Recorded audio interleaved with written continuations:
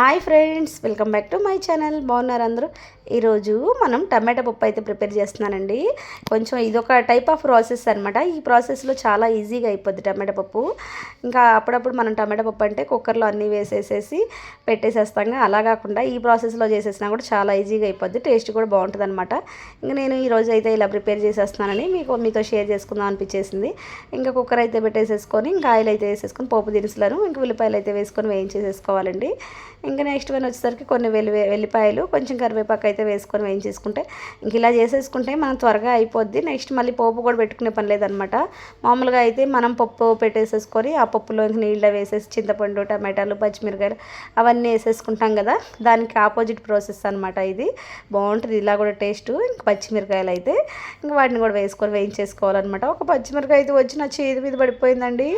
అబ్బా, ఇంక మంట కూడా వచ్చేసింది అనమాట. ఇంకా ఇవి చిన్న చిన్న టమాటాలు ఉన్నాయి కదా మన దగ్గర, ఇంకా టమాటాలు అయితే ఇంకా ఇలానే చక్రాల్లాగా కోసేసేసారనమాట. చాలా బాగున్నాయి.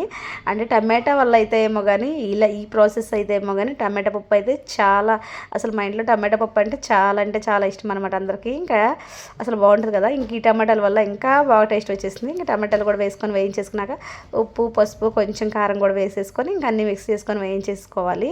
ప్రాసెస్లో మీరు కూడా ట్రై చేయండి, లేకపోతే ఇలానే చేస్తారా అనేది అయితే నాకైతే ఒక కామెంట్ అయితే తప్పకుండా చేయండి. అబ్బా, వీడియో నచ్చితే లైక్ చేసి షేర్ చేసి మర్చిపోకుండా కామెంట్ చేయండి.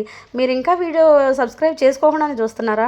అవును, మీరు చేసుకోకుండానే చూస్తున్నారు, నాకు అర్థమైపోయిందిలే. కానీ మీరు ముందు సబ్స్క్రైబ్ అయితే చేసుకొని మన ఛానల్లో ఇంకా వీడియోస్ అయితే చూడండి. అబ్బా, ఇంక వీటన్నిటిని వేయించుకున్నాక కొంచెం ఇంగు కూడా వేసేసుకోండి. అది కూడా వేసుకొని ఇంకా అలా వేయించేసుకోండి. చూస్తే చూసారులే కానీ కొంచెం సబ్స్క్రైబ్ కూడా చేసుకోండి అబ్బా మన ఛానల్ని. ఇంకా నెక్స్ట్ కొంచెం చింతపండు అయితే వేసేసుకోండి. అబ్బా, చింతపండు కూడా వేసుకొని ఇలా మిక్స్ చేసేసుకోవాలన్నమాట. అయితే కందిపప్పుని కుక్కర్లో వేసినా కూడా ముందే నానబెట్టేసుకుంటానండి. ఇంకా ఒక కప్పు కందిపప్పు అయితే తీసేసుకొని నానబెట్టేసుకున్నాను ముందే. ఇంకా దాన్ని అయితే దీంట్లో వేసేసి మిక్స్ చేసేస్తున్నాను అనమాట. ఇంకా బాగా మిక్స్ చేసేసుకొని మనం దానికి సరిపడా వాటర్ పోసేసుకోవాలండి. ఇంకా వాటర్ కూడా పోసేసుకొని మూత పెట్టేసేసామనుకో, ఇంకా ఒక 3 విజిల్స్ రానిచ్చేసామనుకో త్వరగా పప్పు అయితే అయిపోద్ది అనమాట. ఇంక ఇలా మనం తాలింపు ఇదంతా పెట్టేసుకునే పని లేదు. ఇదంతా చాలా బాగుంటుంది అనమాట టేస్ట్.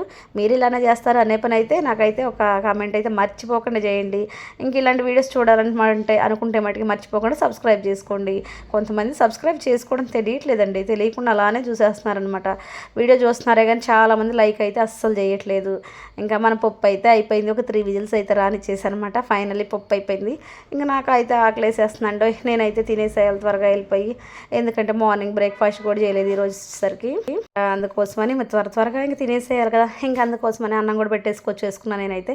అబ్బా, పప్పు అయితే ఉందండి, నేను చెప్పానని కాదు కానీ అస్సలు టేస్ట్ అయితే అదిరిపోయింది. మీరు మటుకు కామెంట్ తప్పకుండా చేసేయండి వీడియో నచ్చినట్టయితే. Bye bye friends.